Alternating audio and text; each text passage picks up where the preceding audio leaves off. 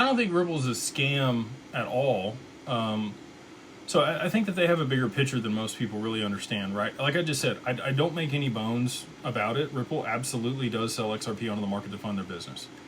They have made acquisitions through the sale of that XRP and generating that revenue that have increased institutional adoption and enterprise value for them to be able to divert their income away from selling XRP to the actual service that they provide. Ripple would be like the DAT of the private markets. If you were going to invest in private markets and you wanted a digital asset treasury company, Ripple would absolutely, fit that criteria. Even in one of the shareholders' letters that Brad put out, he alluded to the valuation that he believes Ripple's worth, which is much higher than the current valuation on the market. Top 10, by the way, private companies in the world now at a $50 billion valuation. Stripe, XAI, SpaceX, Data Blocks or Bricks.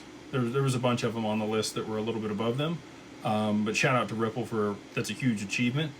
But that just goes back to the enterprise value that they've created through the acquisitions of Hidden Road, G Treasury, Rail, Palisade, Medico, and the other ones that they purchased earlier on.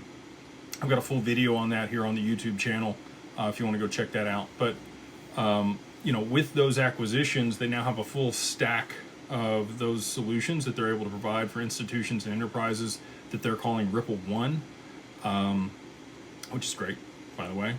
And I think that you're going to see a huge amount of adoption.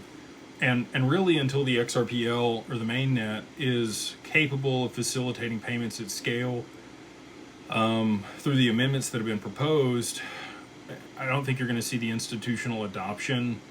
I mean, you could. I've talked about R3 being able to leverage XRP to settle through Court of Settler, which is absolutely possible.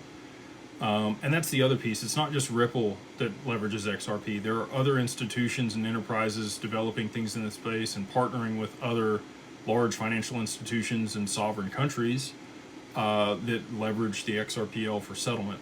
So, all that being said, I still think that they're probably significantly undervalued at around $120, $130 a share, which is where they're currently trading at on the secondary market. I've seen some higher than that too. I've seen 140, 150 also. And if you want to go check that out, you can go to notice.co. They aggregate all of the buys and sales for a bunch of different private equity companies, like 250 different companies across all the brokers, and then they chart that for you. So it's a pretty cool website if you want to go check it out.